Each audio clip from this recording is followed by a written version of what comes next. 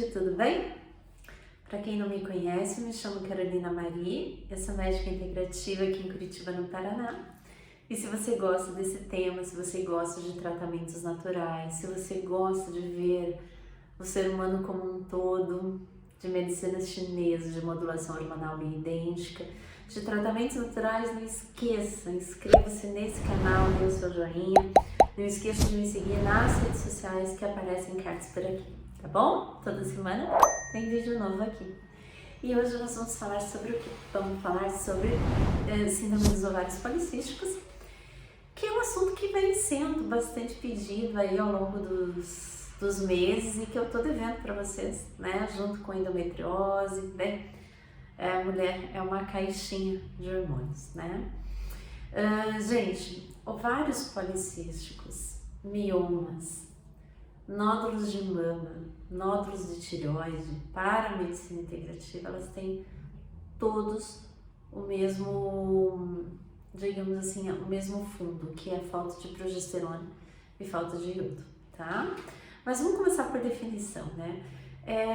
Hoje, os endocrinologistas, os ginecologistas aí mais recentes já consideram a síndrome de ovários policísticos como uma doença de adrenais, tá? De suprarrenais, e não como uma doença propriamente dos ovários, né? E por que que isso acontece?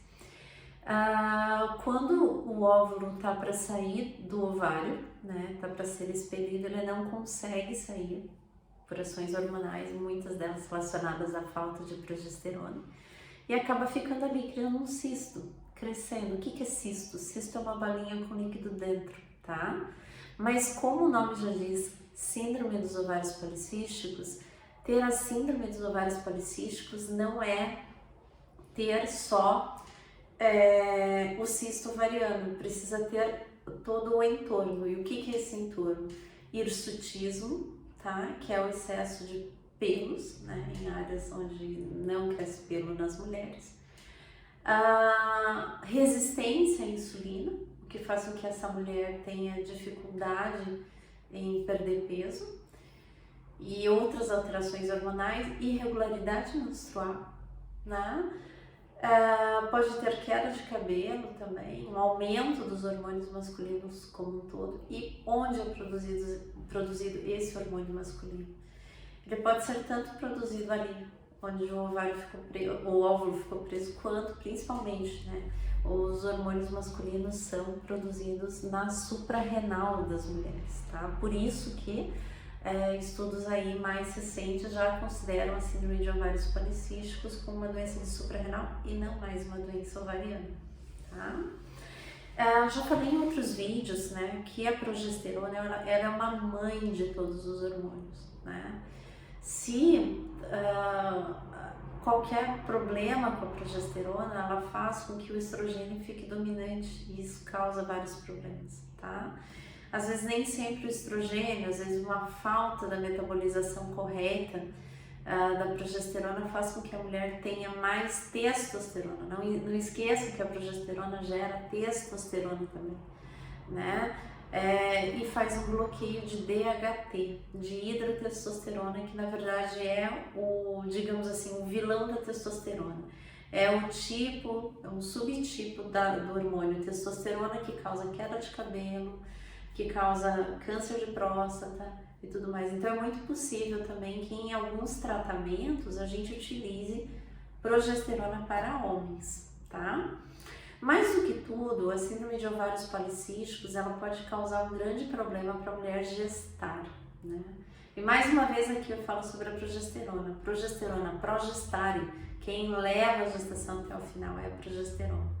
Né? Então, para vocês verem o quanto esse hormônio é importante e deve ser visto, sim, digamos assim, desde que a mulher menstrua, como que ela segue com essa progesterona. Por que que eu falo nessa idade tão tenra, né? Já uma moça tão jovem, hoje as meninas estão menstruando cada vez mais cedo, entre 9 e 10 anos, por que que já precisa ver a progesterona? A gente tem uma alimentação muito estrogênica, tá? E essa alimentação estrogênica faz com que essa regulação progesterona e estrogênio fique desregulada.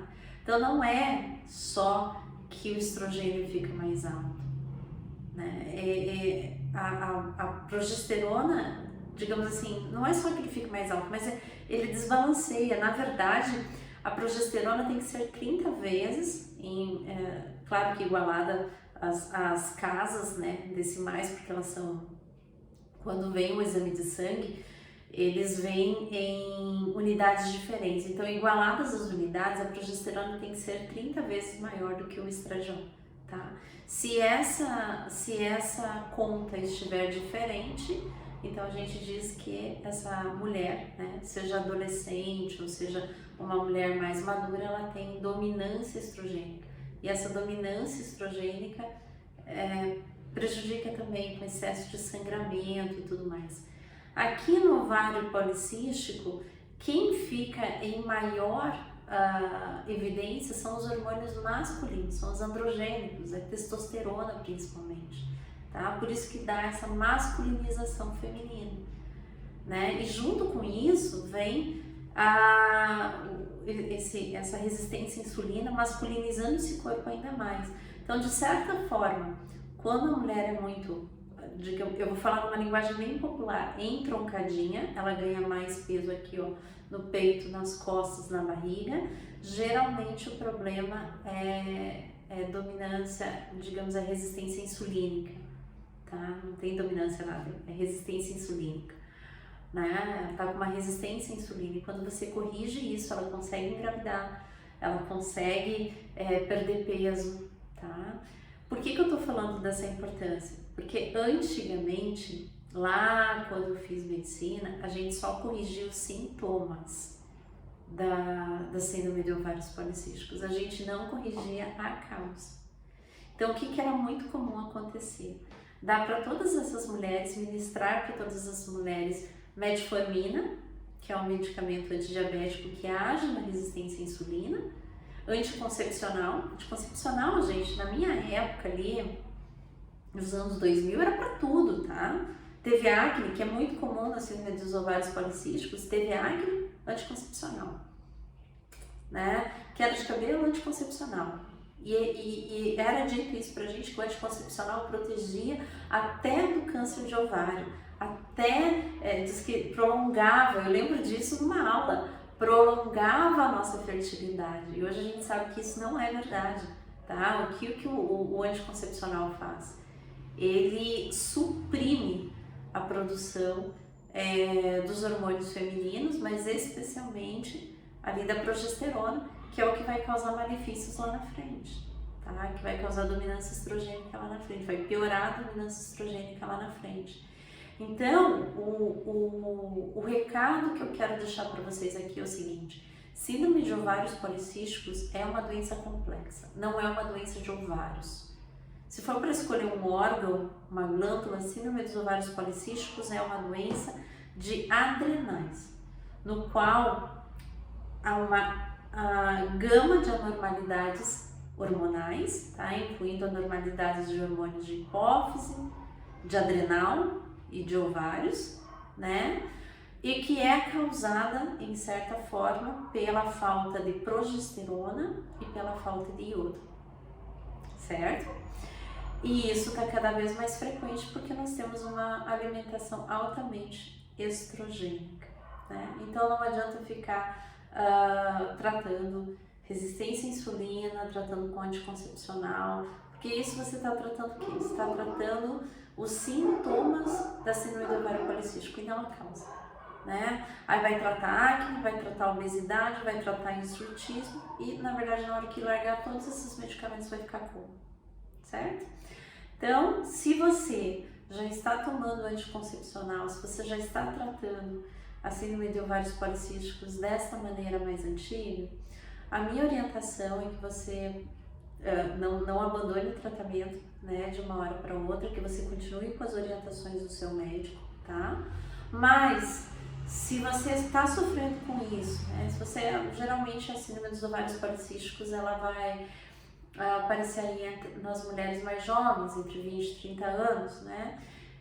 Se você está com a pele cheia de acne, muito oleosa, cheia de pelos, irregularidade menstrual, ganho de peso e tem cisto ovariano, procure o seu médico, tá bom? Dê preferência à medicina integrativa. E se for um pedido do coração, eu tô aqui em Curitiba, faço consultas à distância também, é só ligar, né? Lá na minha rede social tem o WhatsApp da secretária, é só conversar com a Débora, tá bom? E eu tô aqui à disposição. Certo, gente? Espero ter elucidado a dúvida de vocês. Claro que é muito difícil falar sobre uma doença em 10 minutos, 15 no máximo que é dado aqui. Isso é um capítulo, né, do livro de medicina, então a gente corta aqui várias coisas, parece que fica meio capenga a explicação, mas eu espero que vocês tenham entendido, então, digamos assim, as bases desse tratamento, tá bom? Um beijo bem grande para todos e não esqueça de me seguir nas redes sociais, Instagram, Facebook, que tá por aí os cards. Me sigam lá, eu sempre posto as coisas novas, coisas para vocês, tá bom? E qualquer coisa, entre em contato. Um beijo e até a próxima. Tchau, tchau!